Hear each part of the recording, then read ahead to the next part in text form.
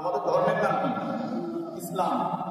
ইসলামের মধ্যে মূল মাত্রা হচ্ছে সিলামি। সিলমুন মানে হচ্ছে, আমরা ইসলাম মানে বুঝি কি? শান্তি। ইসলাম মানে কি? শান্তি। আসলে সিল বা সালাম অর্থ শান্তি নয় শুধু। সালাম অর্থ হচ্ছে, ইসলাম অর্থ হচ্ছে আনুগত্য করা। আনুগত্য করা।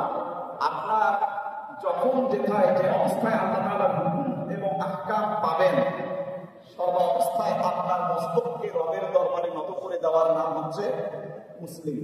যারা ইসলামের বিধান মেনে নিজেদের মস্তককে অবনত করে দেয় আল্লাহর দ্বীনের সামনে, তার রুচির সামনে, তার রুচির সামনে, সে হলো মুসলিম। আল্লাহ তাআলা বললেন, ইদ ক্বালা লাহু রাব্বুহু আসলিম।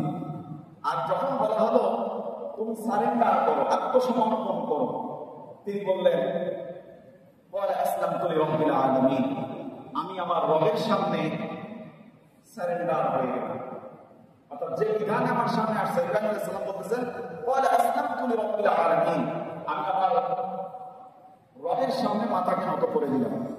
এখন আল্লাহ তাআলা বলতেছেন তাকে, ইয়া আইয়ুহাল্লাযীনা আমানু, হে ঈমানদার, হে ঈমানদারেরা, তোমরা যারা ইব্রাহিমকে স্মরণ করো, ইব্রাহিমকে মানো, উদখুলু, তোমরা প্রবেশ করো, ফিস সিলমি, এই যে সিললাম মিম, উদখুলু ফিস সিলমি কাফা, পরিপূর্ণভাবে দ্বীনের মধ্যে, ইসলামের মধ্যে প্রবেশ করো। পরিপূর্ণরূপে ইসলামের মধ্যে প্রবেশ করার কথা বলা হলো। ইয়া আইয়ুহাল্লাযীনা আমানু উদখুলু ফিস সিলমি কাফা, পরিপূর্ণরূপে, অর্ধেক না। এটার অর্থ এমন যে যারা ঈমান আনবে, পরিপূর্ণভাবে আল্লাহকে বিশ্বাস করবে, এই ঈমানদারেরা কোনো কিছুতে ভয় পাবে না। তারা আত্মমর্যাদাশীল, আত্মমর্যাদায় বলিয়ান হবে। তারা কোনো কিছুকে পরোয়া করবে না, তারা কোনো কিছুতে ভয় পাবে না।